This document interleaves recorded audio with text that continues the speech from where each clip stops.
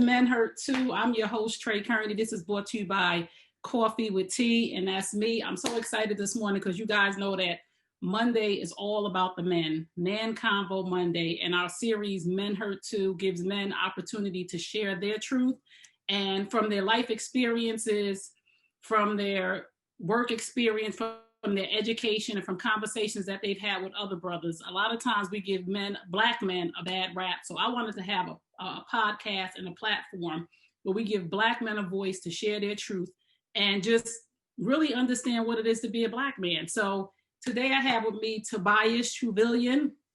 Come on in, Tobias. I'm so excited. Listen, I'll let you introduce yourself. I was going to do this big introduction, but I'm going to let you introduce yourself. Tell the people who you are and what you do. Oh man, my name is Tobias Truvillion. What's going on, everybody? I'm a filmmaker, activist, community person, actor, photographer, cook. I do a lot of different things, but I'm here right now with you to discuss, what goes on in the world with our sisters and brothers. I'm happy to be here. Thank you for having me. I'm glad to have you here. Listen, I love this platform because I get to share with so many Black men what is going on in their lives, in their minds. And a lot of people have platforms where they always talk about dating and Black men and dating. And I'm like, I need to know really about what a real Black man is. And then I won't really have all these dating issues. And I think other women should know too. So first thing I ask all of my guests is, tell me a little bit about your backstory, your blueprint. Tell me a little bit about your relationship with your mother and your father. Oh, okay. Well, my mother and I, we got kind of a rocky little relationship, a little something because of, she kind of had some substance abuse issues early on. We cool. Like, I think my mother's a little selfish, in a way. Sometimes I think it's a me kind of thing always. And I've always been very, I've been a good kid, and I've always been like an open book, and I've always kind of, to me, been able to like take on responsibility and handle it without, questioning, whose real responsibility this is. Wow. So, yeah. My father passed when I was like 13 years old. My father was, they call him Big Toby, they call me Little Toby because I look just like my father. He was a lot bigger than me though. But I had a cool relationship with my pops. My pops was, he was the oldest of all his kids, of his siblings and stuff. So he had like a kind of, responsibility as like to do things a certain kind of way that was kind of instilled from his father. And, he was like a family man, took care of stuff, took care of his responsibilities and stuff. And, with me and him, he would come in, check on me, you know what I'm saying? And I would like go over there on the weekends and hang out with him. And then, I have a brother too. So I would go over to the house and hang out. He didn't grow up too far away from where he lived, maybe like a 15-minute drive. I lived on one side of Queens. He lived on the other side of Queens. So, just real supportive, just a real big figure. He was just kind of like that kind of person that a lot of people respected. My pops was like, I guess I could tell you the story. Like, the story was like back in the day, my mom's, like where I live, the story was my father went into somebody's home who owed him some money. Oh. And, and it was like, look, I'm taking this TV, and when you figure out the money portion of what you owe, then you had this TV back. So the word went around the neighborhood, like, who the hell is this Toby? Think he coming in our neighborhood? And, what the hell? We gonna check this dude. We gonna find him out. And my mom's and everyone rolled up when they saw him, they was like, oh, that's Toby? it was like one of those kind of things, like, oh, he was like this, tall, very handsome dude, but he would bust your ass too if you had to. Oh, that's right. Yeah, Listen, yeah, yeah. So he was like, it was like that kind of figure. But yeah, took care of his business. You know what I'm saying? He always had that kind of presence that was like, all right, look, and we don't want to piss him off. yes, let's, okay. let's keep things smooth. So Yeah. how did it affect you? Because a lot of times, like I said, as black men, as soon as you guys are born, it's a boy, and all these expectations come on top of your head. You're not supposed to cry. You're not supposed to do this. You're not supposed to show emotion. How did it affect you losing your father at 13 years old? And where did you go to find out how to be a man? Oh, well, I think for me, I don't know, something about me, I've always been an individual, Mm-hmm. and I'm sure it affected me somehow, some way. But I think for me, I've always was okay with it. I guess at that age, uh, you know, I'm just trying to think back, you know. I just remember, I think, and my memory is a little shot too, so you gotta bear with me. I'm always, because the way I think, I'm always forward thinking. I'm always like, my mind is always 3 or 4 months ahead. So Right. for me to go back is like, it's a kind of a difficult thing for me. But Wow, that's deep. yeah, yeah, my mind is always 3 to 4 months. I'm always looking forward. Like yesterday don't even matter. It's like, what's tomorrow? What's the next day? What I'm gonna do for, I in just January. want women to hear that. I want women to hear that because this is all about how black men process and think. Yeah. So your mind is thinking forward. So you never even went back to process or to think about, I lost my dad at 13. So Mhm. I'm not going to use that as an excuse, but I'm not even going to make it a part of my life. I'm just going to keep moving. That's deep for a 13-year-old. Yeah, yeah. So did you learn how to be a man after 13, after your dad is gone? Because your father's supposed to teach you how to be a man. Where do you go for, to learn how to be a man? Yeah, yeah, yeah. I think for myself, it was always something instilled in me. My grandparents gave me manners. My grandparents really laid down the foundation as far as just having manners and stuff and treating people right. So that was always something that like carried me along. Grace was always something that you Mm, know got me over, got me by. Was grace. You mm, know, just you know, being kind and being able to you know, treat people right in a way, right. you know. And that was just a thing that always like I didn't really expect nothing from anybody. I never really expect anything from anybody. It was always like me, like all right, I gotta do this thing. This is how I gotta do it.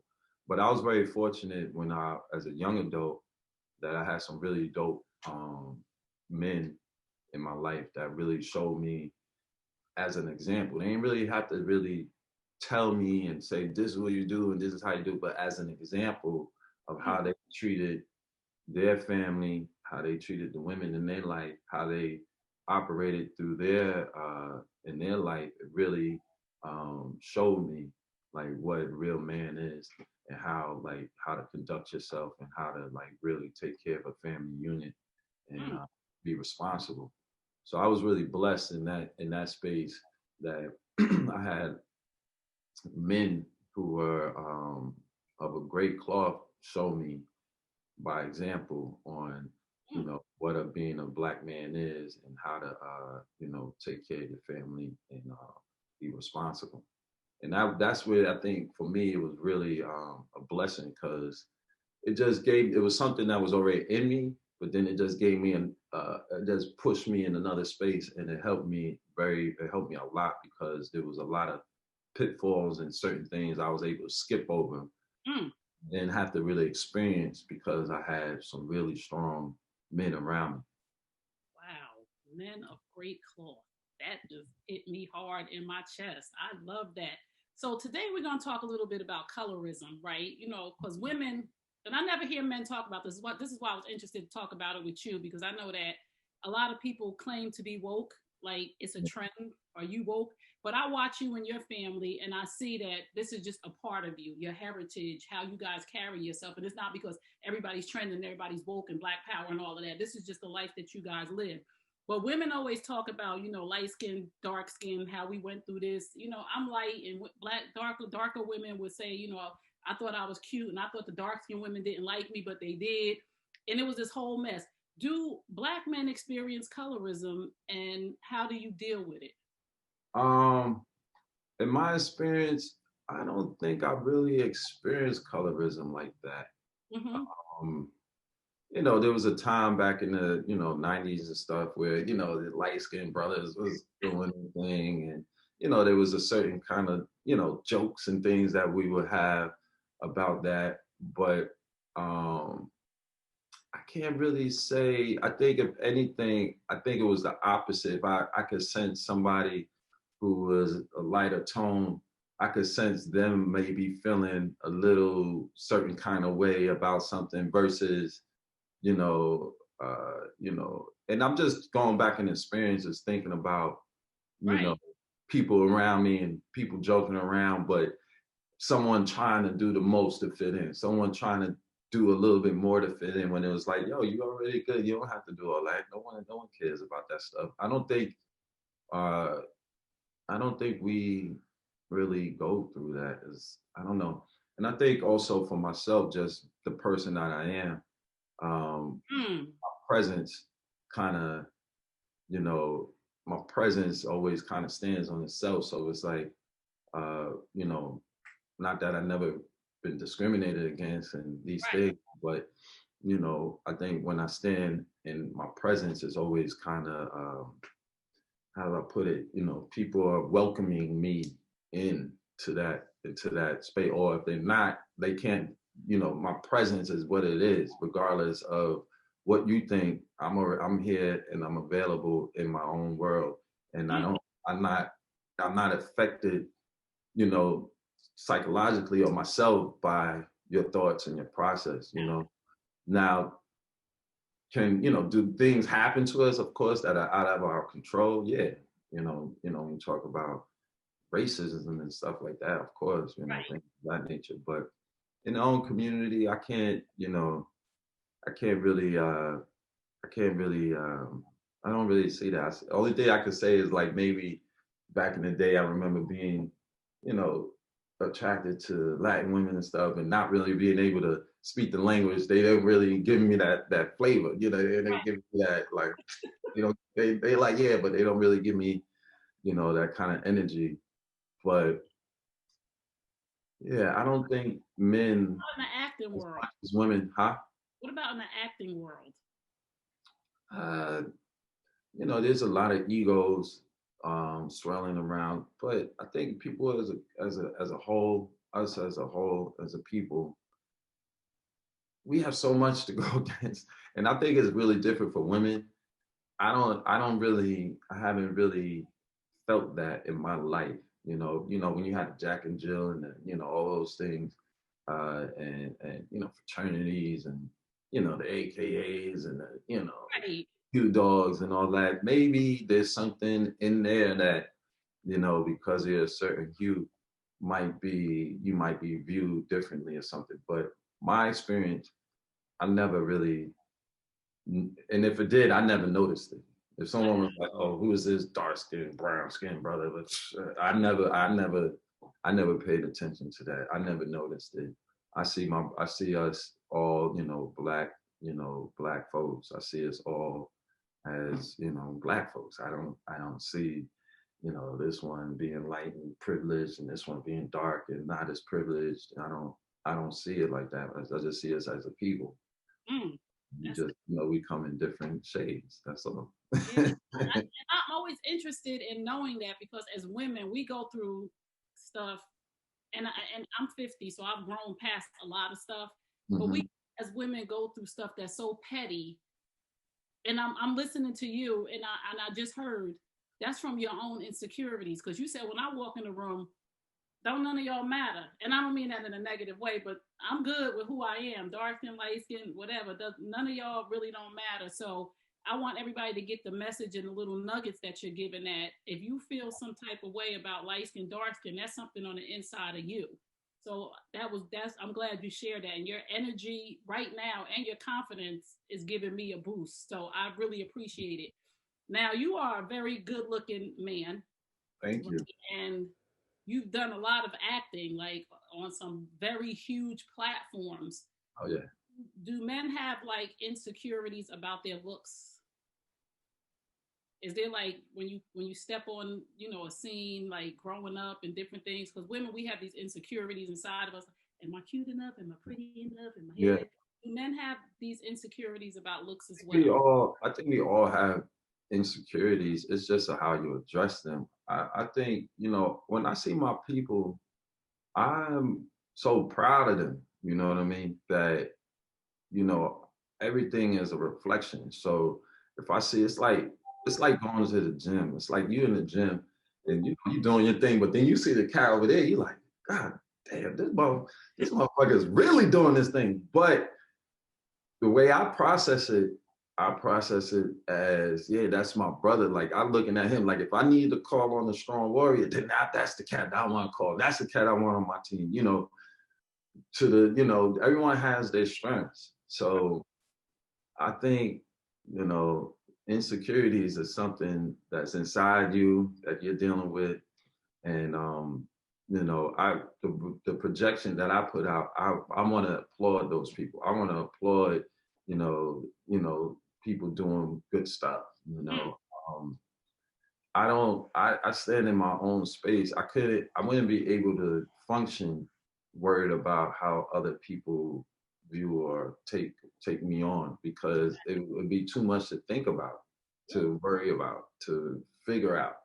Like, oh my God, am I tall enough? Am I this, that, or the other? And I think that happens through acting and stuff and auditioning and stuff. You get so much rejection that Right. you learn how to, you know, put on that armor. You learn how to keep pressing forward. You learn more about yourself. You learn about where your weaknesses are. You learn about where your strengths are. You learn how to be sensitive to the moment, to people's energy and stuff. And there's a time to talk and there's a time to be quiet. And sometimes, understanding that this might not be the best time to speak, maybe allow you to learn something and to gain knowledge in that way. Whereas most of the time insecurities make you lash out because you're trying to hide behind something. And you don't want people to really view you or see you for who you are. So I gotta put up my defense mechanism so that no one could really fully see me. So if I diss you and I push you down, that keeps the attention off of me. But what really it is just a projection of me telling you how insecure I am. Whoa, somebody, I hope y'all got your pen out for that one. Woo, I'm somebody just saying. that was good. Somebody told me a long time ago, the loudest person in the room is the emptiest person in the room. And that never left me, because it was a friend of mine. She was real loud and obnoxious, and she was being real disrespectful to a guy that was at her birthday party. And I was annoyed, and he wasn't. And I was like, well, she needs to stop. I was getting all upset for him. He said, listen, Trey, it's all good. He said, Yeah. the loudest person in the room is the emptiest person in the room. And I took that and put that in my pocket forever, because the insecurities. Yeah, cats that are making moves and do it, they silent. They move real silent. They do. They don't move, they move silent. They don't make too much noise. And I think that's that's a Northeast thing, a Jersey thing, a New York thing. We kind of have this certain kind of flavor that's just like, yo, don't rock the boat. I know, right? Because you rock the boat, you might get rocked. Exactly. I'm sorry. Let me bring it on back. Let me bring it on back to 50. But speaking of, being in major roles and walking down the street and people knowing you from Empire. Yeah. Don't know you was an Empire. And did I see you on Chicago PD? Yeah, you did. Yeah, you did. I was watching one night. I was like, that's Tobias. I started to record the whole thing, but I said stop. That was that episode was dope. It really was. Yeah. I was like, I know he ain't gonna shoot my boy. But I know. I wish they would have kept him around, but yeah. I'm but just I was on your side. I was still on your side, even though you was in the wrong. I was still on your side because you're my people. So Yeah. being a successful actor, being Hmm. known, and you know, do men feel like objects? Because women, like, listen, it be a lot going on. Women be feeling like, men treat us like objects, because I'm this and I'm that. Do men sometimes feel like they're treated like objects? Because I'm sure women come up and be like, hey, Yeah, yeah. I mean, look, this is the field I'm in. I've been really blessed. You know, I take care of myself. I think, that's part of. I think that's part of it. You know, being an entertainer, you're gonna be out front, and people, are gonna be there to judge you, hate you, love you, and that's part of it. The world is real crazy right now. I think hey, we've gotten away from just simple normalcy as far as just real human contact, speaking to people, talking to people. So, sometimes people have a perception of you from online or what they've seen and don't really even really fully know you. right. Um, but I think we need to get back to some sort of normalcy, like to put the phone down and just engage with people that are in your space, have a conversation. I Right. think, with the phone, we get so, you know, it's a smartphone, but it's like dumbing us down that we can't Mm, even engage. And so and we live in such an instant gratification space that, people don't even get a chance to know anybody. Or sometimes people have, conversations online or whatever, and they think they're in a really like we're friends. It's like, no, I don't know you. We don't know each other. We don't know each other, but right. sort of warp perception that's happening in this day and age through digital, technologies and stuff.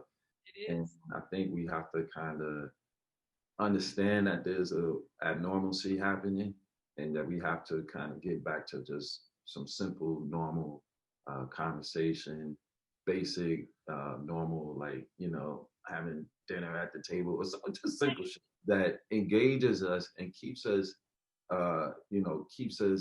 level. you know Right. there's a lot of people want it's like people that want to be an actor and they like, oh, and they chasing fame and they want to be where I'm at, but they don't want to put in the work. They just Right. want to go right. They just want to hop skip right to the top. And it's like, no, you have to put in a lot of work. So it's the same thing with any relationship. You have to talk, you have to be open, you have to know a person. Right. So, you know I think it gets a little twisted, but that's my field. But Right. anybody that knows me, anybody that's come in contact with me, that, hey, once we start talking and get engaged, and I'm gonna give you my full attention, and Right. I'm here to hear what you have to say. Yeah. So Everybody all want to how be you treat Beyonce. people. Nobody It's want. all how you treat. It's all how you treat people, man. You got to treat people right. It, One of the biggest things I learned. This is a big lesson. One of them anyway. I learned that you gotta meet people where they're at. You gotta meet people where they're at because mm, you have expectations, and for somebody, you can see the greatness in somebody. And you be like, man, you should be doing X, Y, and Z because you can make it. If you just apply yourself in this field, you'll be able to do well. They won't. People don't change until they hit their bottom line. oh, Once they hit their bottom line, then they'll start changing.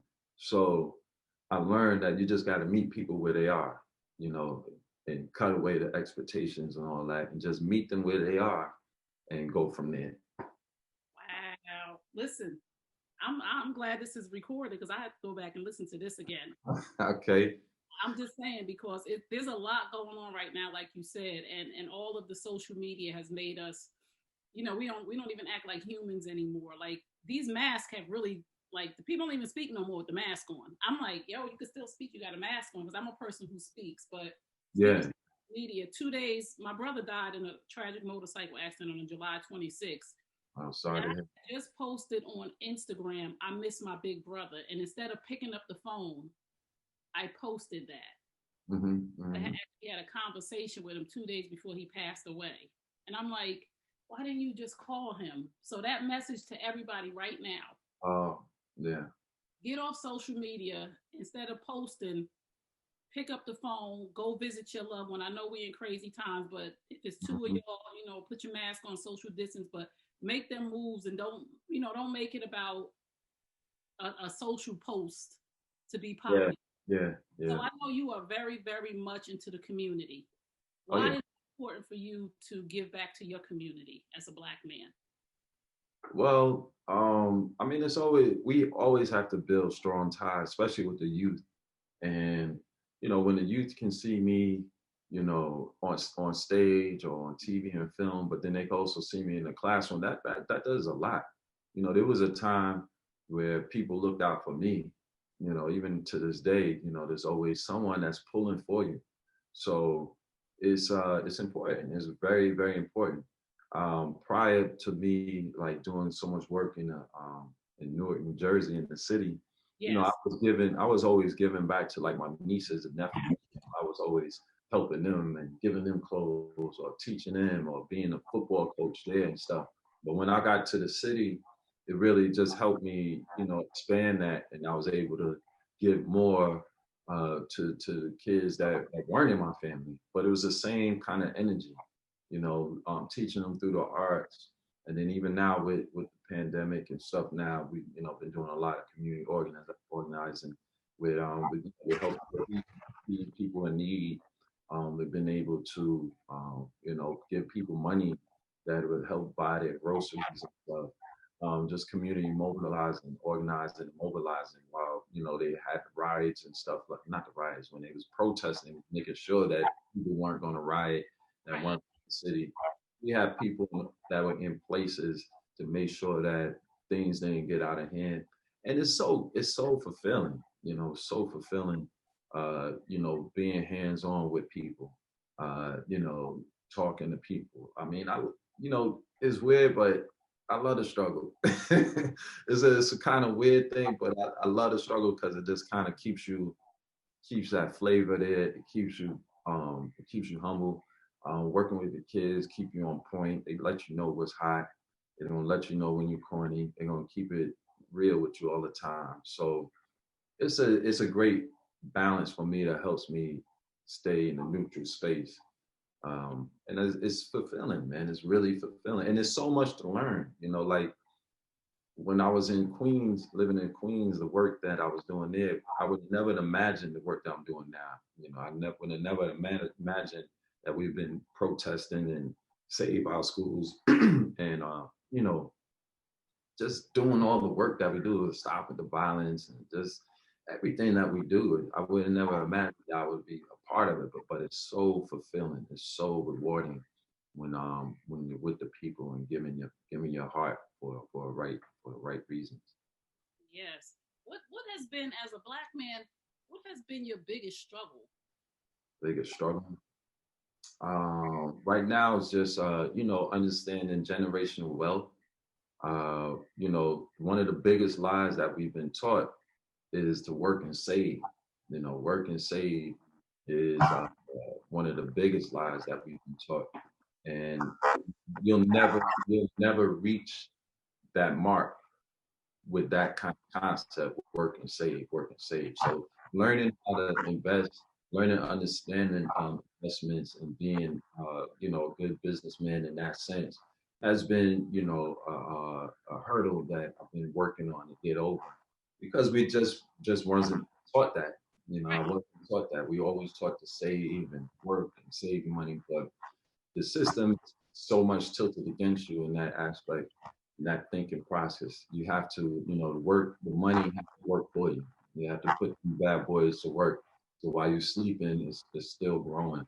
And one of the ways you can do that is in, the stock market and investments, is investing in yourself. I mean, I've always been investing in myself, but you think about real estate and things of that nature. So those are, I think, really important hurdles to get over, especially not for myself, but also the people that are around me, to Right. understand um, how to build generational wealth, what wealth is. It's not money, and how to, make the money work for you. And it's, a lot of people that say it's a it's a foreign language. People are not used to that because we're so survivors that we're living in the moment. We know how to get money, You know, there's no problem with us. We know how to get to the money. Yes. It's once we get to the money, how we're applying the money so that it can work. So I think those are some of the biggest hurdles for me as a black man and understanding the economics of this country. Wow.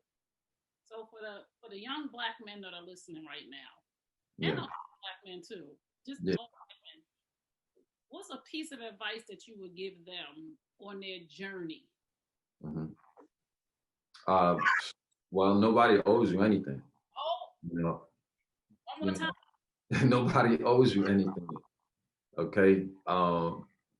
That's something that you gotta understand, that everything that you need and want, that you don't have to apply yourself to it. To keep your faith. Faith is so important. And faith has gotten me to where I'm at now. Being kind to folks, doing the work. I've been taught that you have to do the work, and you know, know why you're in it.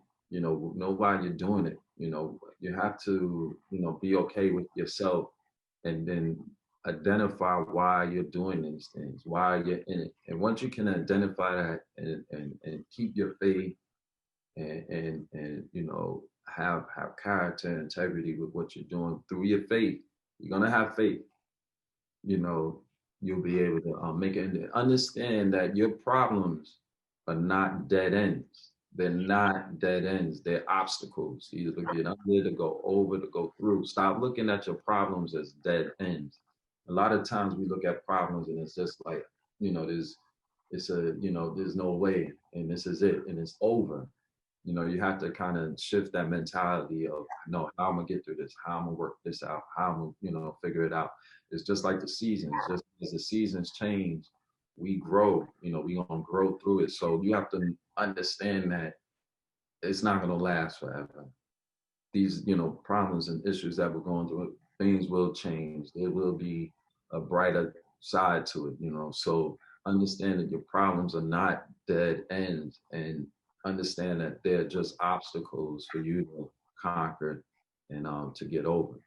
So, those are a few things, but the main thing is your faith, because no matter how many times you get knocked down, it's about how you're gonna get up. You know, we've been knocked down plenty of times. So how you get up, how you respond to it is what's going to make you.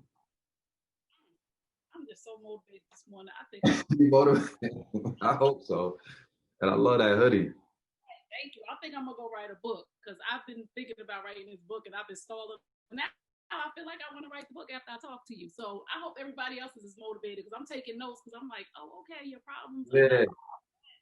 My mom yeah, something and I never really knew what she meant, and it all makes sense now. Even talking to you, she's telling me all the time, it's never too late to make a U-turn when you hmm go in the wrong direction. So your problems are not a dead end. Maybe it's just a time to make a U-turn because you could yeah, come from dead end. You could just turn around and say, "Oh, I went the wrong way."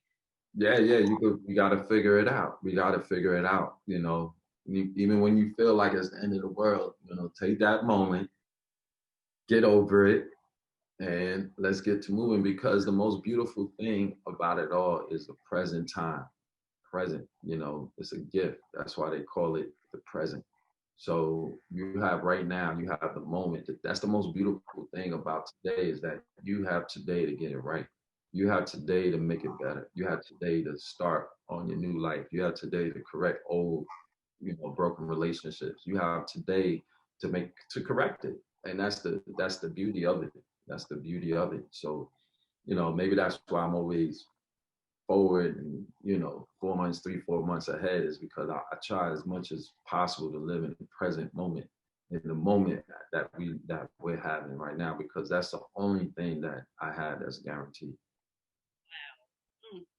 What do black men need from us as black other black people? Like I have. hmm What do we need? Wow, we need understanding. We need understanding, to understand that we can disagree, and it's okay. that we can have open dialogue. Disagreeing is okay, but we have to work for the bigger agenda. You know, everybody, everybody wants to lead, and that's fine. But sometimes the best leaders are the ones that know when to follow. Going back to the being silent and knowing when to talk kind of thing. But I think that's one of the main things is understanding, um, to definitely uplift the sisters. I think we have to communicate more. We have to, when you see somebody say, good day, say what's up. It's a simple head nod. We need to communicate more between ourselves because we have we got this thing about us because we're in such survival mode that we've been so down in a way that we don't have there's a thing where we are on defense all the time. But it's okay, to let a little light in, say hi, good day to people, give a nod, because at the end of the day, nobody's coming in to save us. So we're gonna have to collectively save ourselves. We're gonna have to do it ourselves. So you have to understand that we need each other. We need each other. There's a war going on for us, and we need all our strongest and people that are ready to fight this battle together. And we only taking the strong ones. We need this is a spiritual trip that we on. So, you know, you gotta be ready. You gotta be ready because if you ain't, we gotta move on. We gotta move on. We need each other. That's what I'm trying to get us to understand. Like, I have two books. It's Healing Time, Restoring Hope in Women After Infidelity, and it's Healing Time, Men Hurt Too, because I think that we need to simultaneously heal as a people. Like, there's a lot going on for women, retreats and conferences and support, and we're over here playing the healing game, but we're not helping our. Mhm. That's why I just wanted to have this conversation on this platform of Men Hurt Too, to let people understand that men are human beings first, and Oh that yeah. Yeah. bleed blood, you cry when you lose a loved one, and the same as everything else. What what shuts a black man down communication wise? What just shuts him down? Uh, I think I guess I think the ego.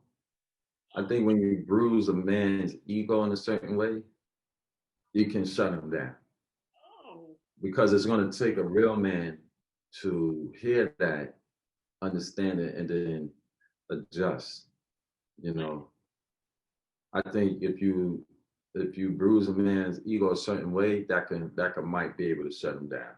You might be able to shut him down on that.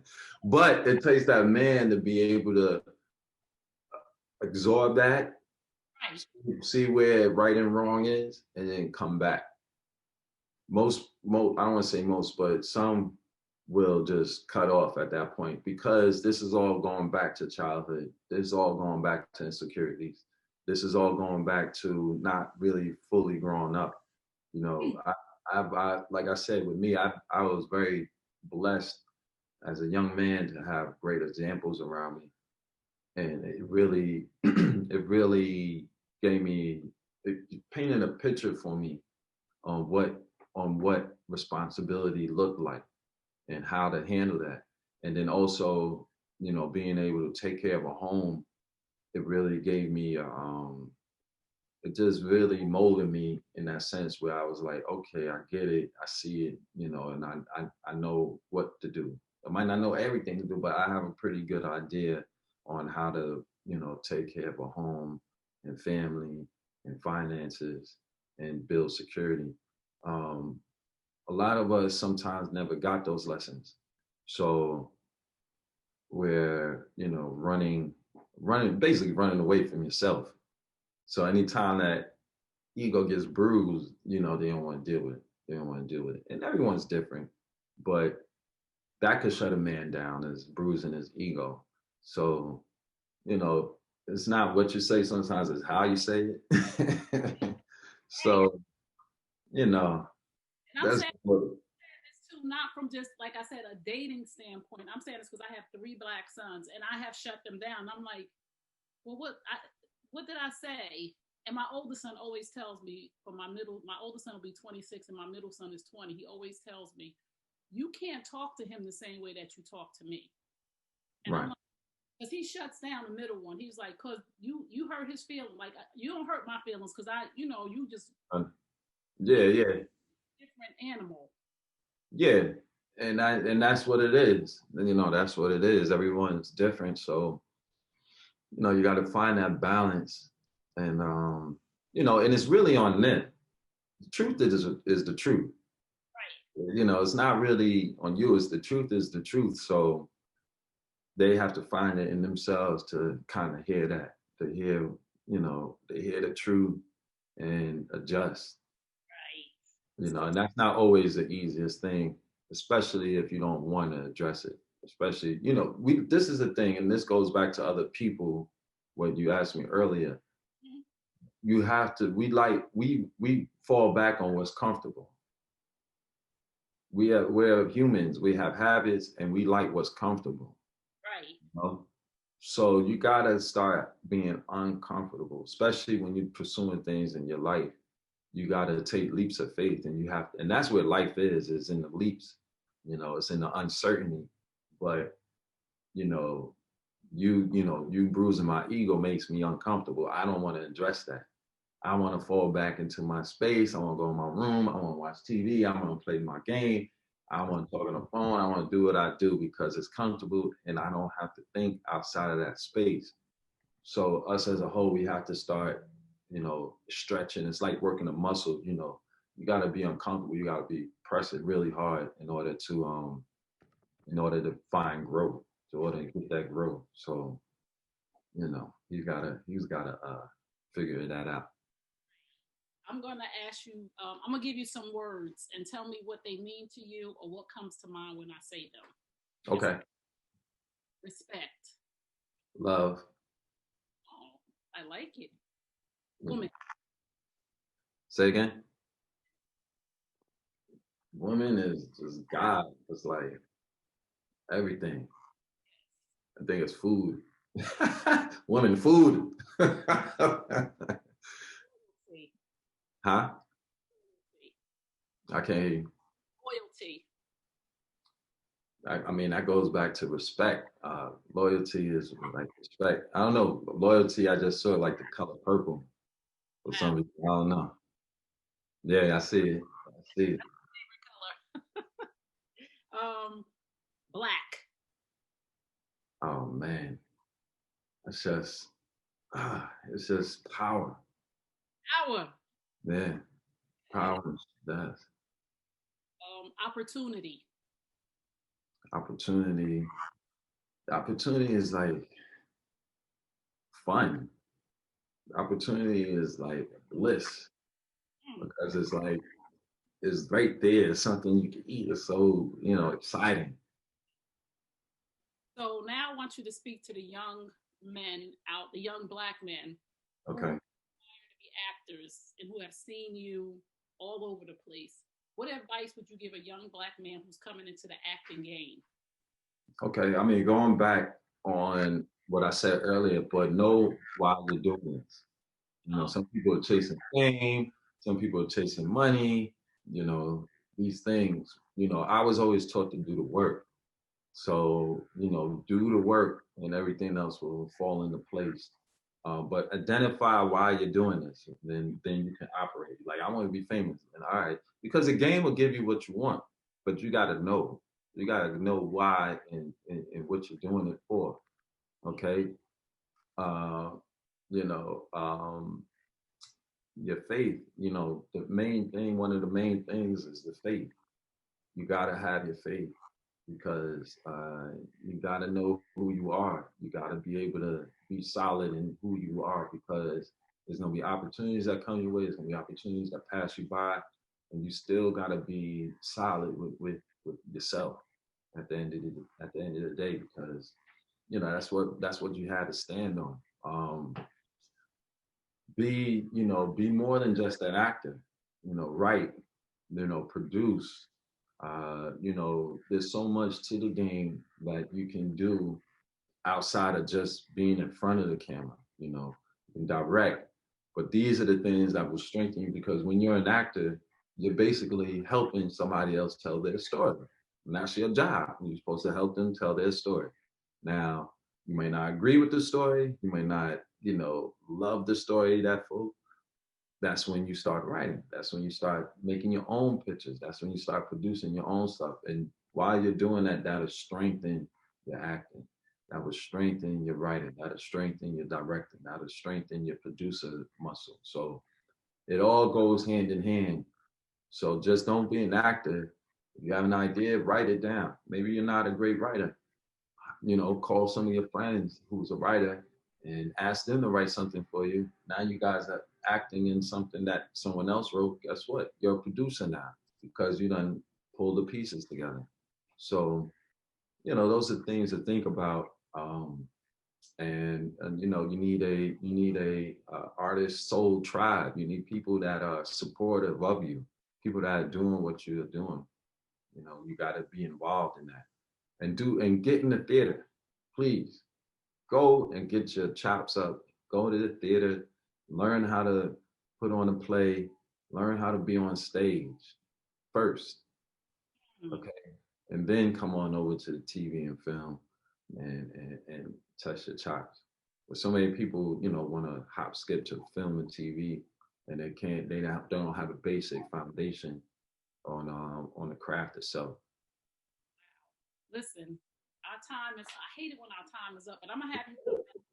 You have been a wealth of knowledge for so many. And I hope, and I always say this for our broadcast for Men Hurt too, like, if we help one person, we did what God called us to do. So I hope that you help me. So Yeah, I got my notes. The game will give you what you want. Life will give you what you want. That that's back there, drop the mic. no, it is. It's true. It's like it's literally like going in the refrigerator and grabbing. Now, will you have to work for it? Yes, you will. But I promise you, just like me, if you apply yourself and you keep your faith and you go for it, it will come to you. It will happen for you. It will happen. And those things will lead you to other places, you know. And find your purpose. We didn't really talk about that, but finding your purpose is key. And it doesn't have to be overnight.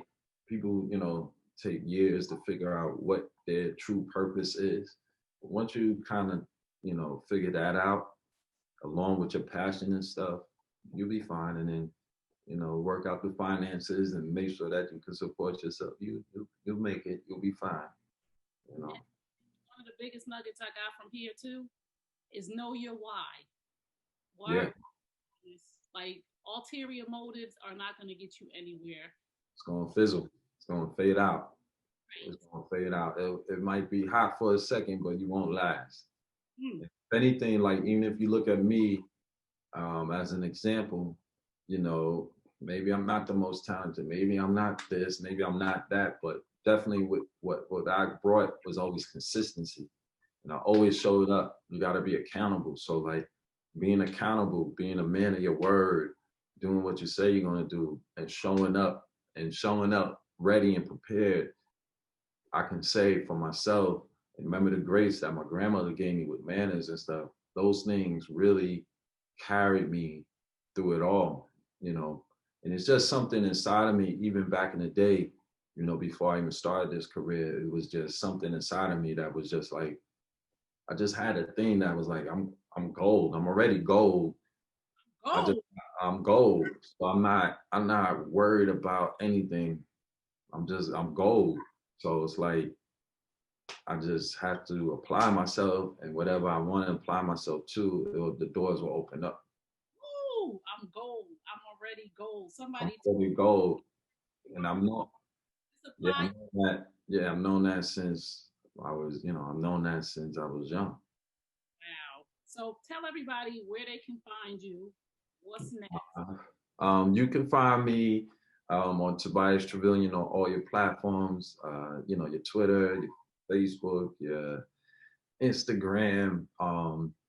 What's next? What's next? Oh, I have this dope ass film called Equal Standard that I want everybody to check out. It was released independently, so you got to go to equalstandardmovie.com. Okay. And if you haven't seen love.com on Netflix, make sure you check out love.com on Netflix. And if you want to laugh, make sure you check out First Wives Club with Jill Scott. That was a fun series. There's a lot more stuff coming. About to get busy and on another project real soon. So, I'm gonna pour myself into that, and I'll be happy to entertain you guys in your living room real soon. Thank you so much for your time and your talent. You are a great person on the inside and out. And maybe we don't tell our Black men this enough. You are a beautiful Black man, and I pray that you just elevate higher and higher from the things that you do for other people. And kindness is key. So thank you, everybody, for tuning in. Remember what I tell you at the end of all my broadcasts. You deserve the best. Yes, I'm talking to you. You deserve the best. Now go get it.